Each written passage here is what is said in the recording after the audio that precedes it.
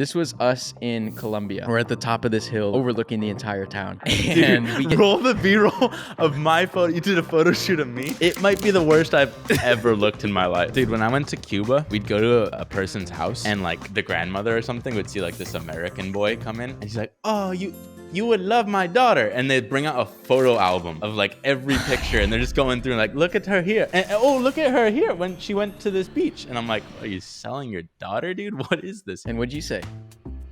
Bien?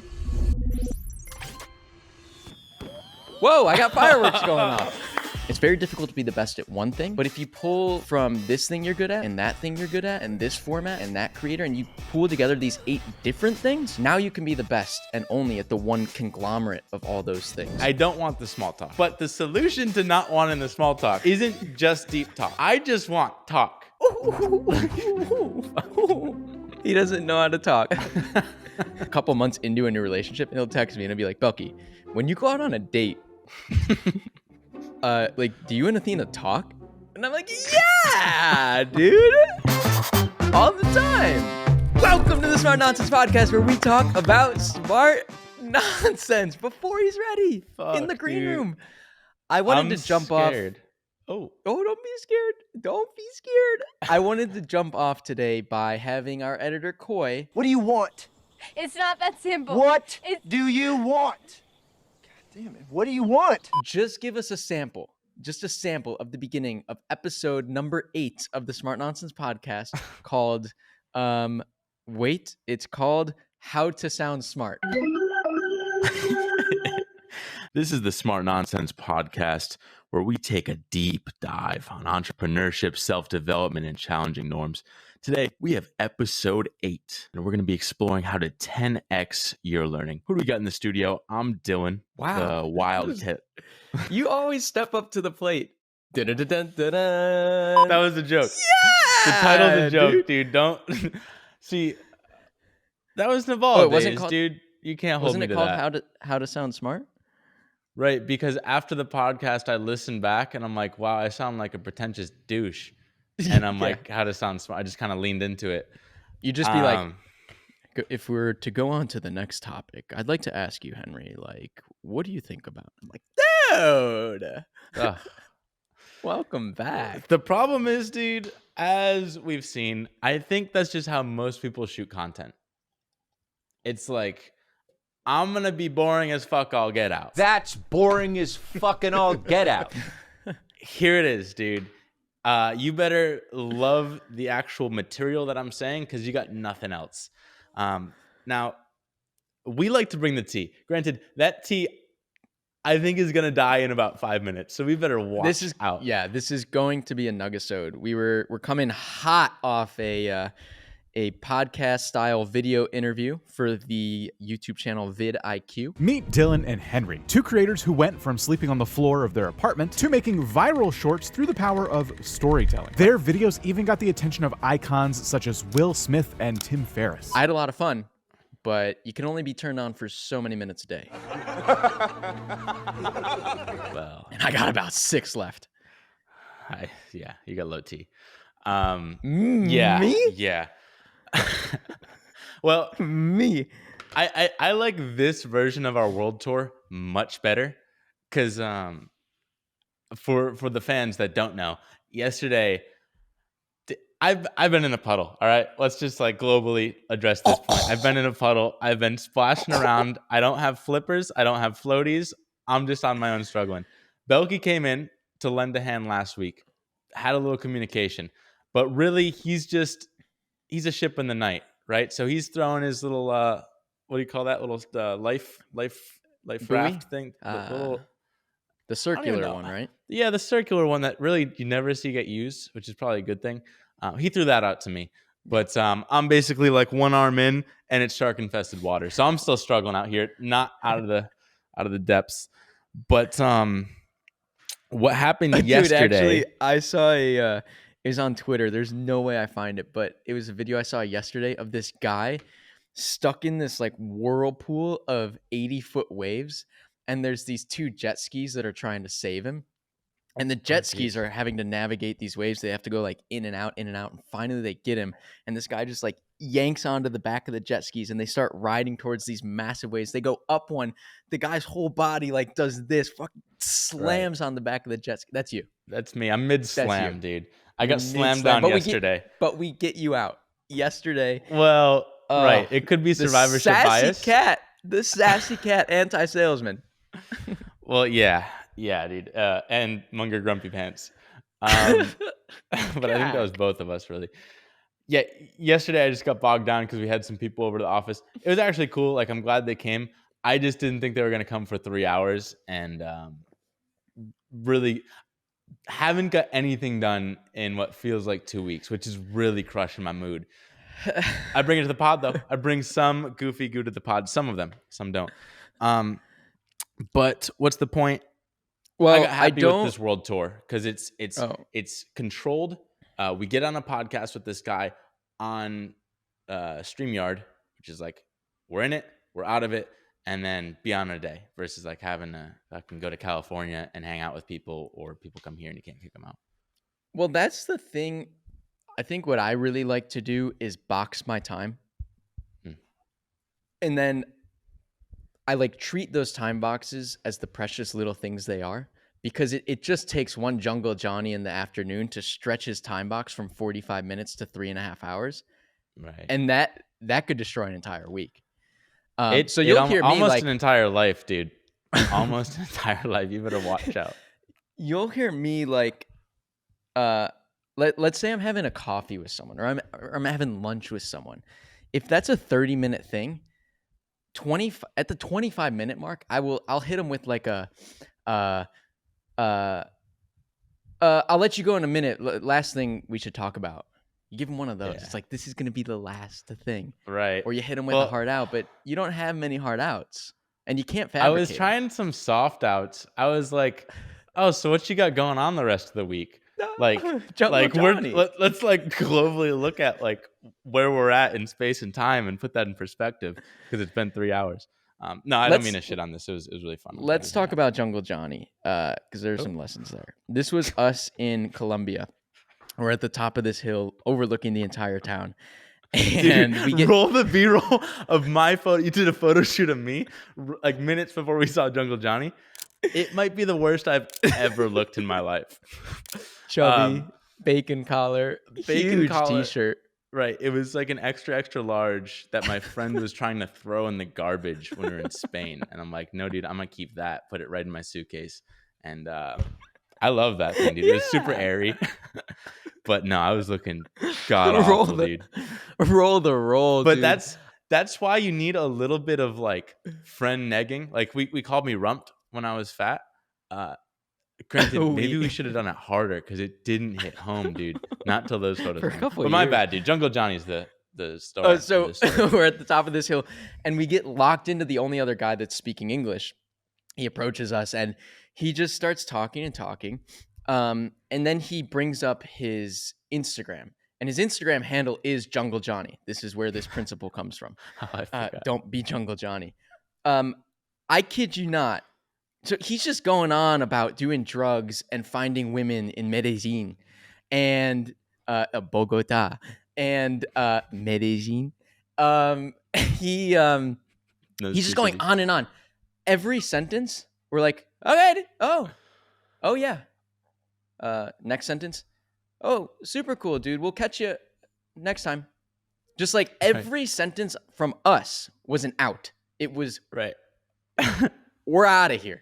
And Jungle Johnny just kept doubling down. We didn't know if he was going to come back with us. Right. He's like, they keep telling me like, oh, that's so awesome, dude. We'll have to do it. It's like, yeah, you'll have to do it because like you should go to this place. He's like, yes, and our outs. And like, no, dude, it's a no. That's the time we want to know. No and no more. No, it's over. So that's the joke when you get locked into one of those. We like yes and though. So I'm surprised we weren't down for the yes and at the time. Well, it was actually Jungle like Johnny. 10 minutes with Jungle Johnny, dude. He was It cracked. was. And it wasn't like he wasn't going through like a Sam Colder Instagram of like hot, sexy travel pics. It was like 2009 Instagram, like his shitty like filter 8 Right. 8-bit photos. He's like, dude, this was at 4 in the morning on top of a roof with 2 chicas. And I'm like, dude, it looks like it was shot at 4 in the morning. I can't see shit. And he just had he basically he's like almost as if he didn't know stories existed.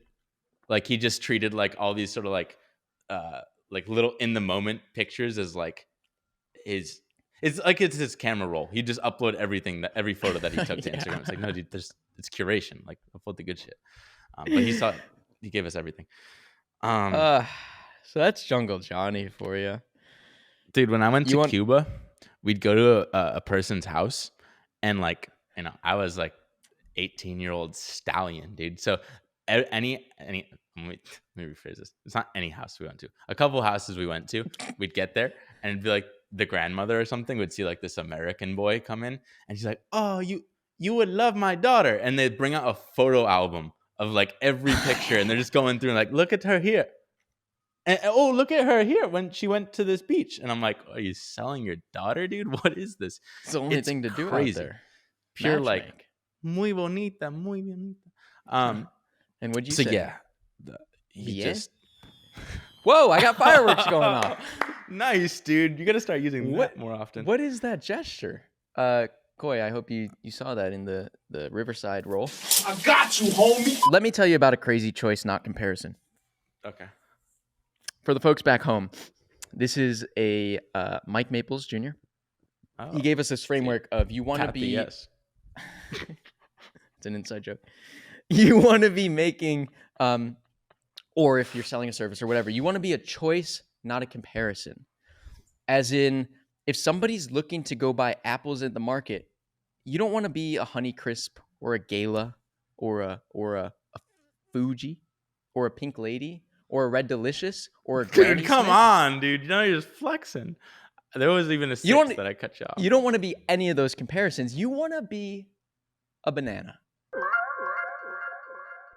That's it. Nice, dude. You're the choice. The person, they don't want to compare between all these apples. They just want a banana. So choice, not comparison. Well, there's only one type of banana, too, so that works well. Yeah. Cavendish? Cavendish. Oh. Not the Gros Michel. Watch my short. The Gros Michel. Dude, don't derail on the Cavendish banana. Fucking choice, not comparison. Anyway, I'm trapped in this incredibly long choice, not comparison sales cycle for this one piano. It is a piano How about you sell our company rather than buy pianos, dude? No, I'm learning.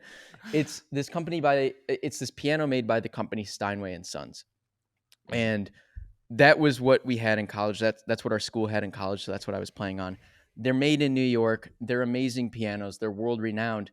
And so like from time to time, I go to the store. Like this past weekend, there was an event where they were showing this new piano. It's like a player piano. They were streaming this famous pianist playing on that piano. It does it remote. And I was just sitting there like, God damn, I've known I'm going to get this piano for the last 5 years. And I told them on my way out, I'm like, yeah, I'm going to get that piano in like 3 years. And they're just like, okay, see ya. It's like that was the sales pipeline. It's just like this guy, when he wants to buy a piano, is going to buy our piano. And I just thought that was a beautiful little choice, not comparison. Yeah, no, that's great, dude. It does make me think anytime anyone ever asks, I guess I haven't gotten it too much with our people that see our stuff. They're not really like, oh, do I do clipped or do I do like Fiverr? It's more so just like, is clipped too expensive for me? Like it's kind of, that's the only real thing that's been going off. Or like today, had some guy that comes on and we talk about like he wants to do animated biomedical videos or like drug videos, like how drugs work in the body, and like there's just no comparison. Like who does he go to for that? It's like, I don't know. Do you want to go to like some random person you just Googled, or do you want to go to us who you saw on Starter Story on YouTube and now you look at our shorts and they're exactly what you're trying to do, just 10 times better? It's like, oh well, fuck, obviously these guys.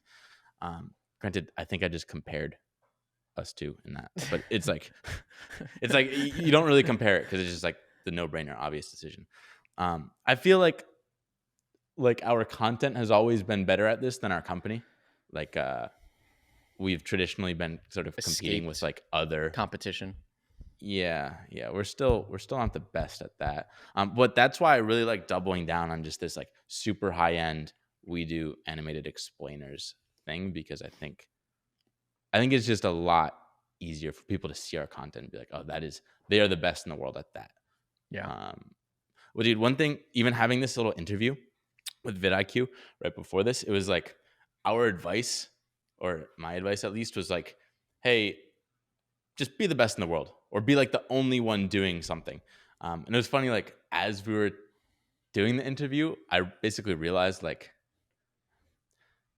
I don't know, whenever you see people that are like doing things the same as everybody else, like he was kind of just like asking questions from a list that like he didn't really prepare. And it was like similar to like other interviews and stuff. Granted, you can like post produce it differently, but dude, it's more just everyone in the world's copying each other, and it really bugs me. I'm like, everyone freaks out. It's like, oh, is it too competitive to create awesome shorts? It's like, yeah, if you're competing, Right.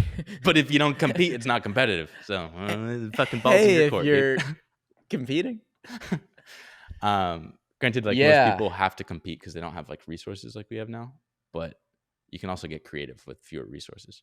Well, I think I actually gave a decent, because I think like if you're starting from scratch, and this is the same with Mr. Beast. He's like, they're like, Mr. Beast, what's your trick? He's like, make great videos. It's like, nah. And your piece of advice, like if you're starting from scratch, your advice is, well, just be the best at one thing. And it's like, the fuck is that? And so this ultimately we learned from Naval, which is like, it's very difficult to be the best at one thing. But if you pull from this thing you're good at, and that thing you're good at, and this format, and that creator, and you pool together these 8 different things, now you can be the best and only at the one conglomerate of all those things. Right. And so for us, that was like pulling together content inspiration from Johnny Harris and from Casey Neistat and from Big Weird World and Drunk History and South Park. We just slammed all those together, and then we're the only people doing that. Right.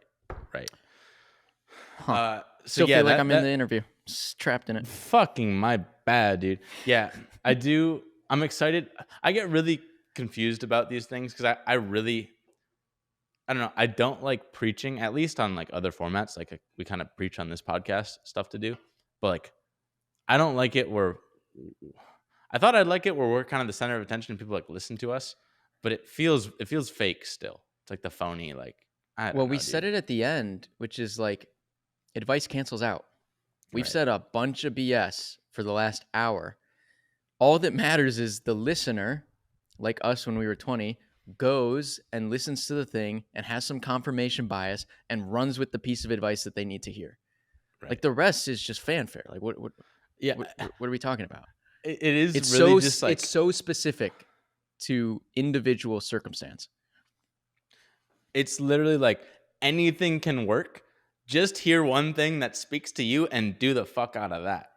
It's like, if you do it right, you'll have success. So it's kind of like if we do more of these things, like we're going to in a week in sort of more of a podcast format, I really want to like have, hey, this is what's worked for us. If that jives with you, do it. If you think, hey, I'm going to take this totally different, like I'm going to make every video perfect approach, that can work too. You just got to love whatever the hell you're doing. Hey, dude, keep preaching. Whoa! Keep preaching. Whoa! Preach to the choir. Did we say Nuggesode? Can we get a choir sing? No, hold on. I got a way to end the Nuggesode if you want. Okay. All right, you can take What, do you have something, or will it roll over to the next pod so people can subscribe? I still want to talk about, well, at some point the NFT thing.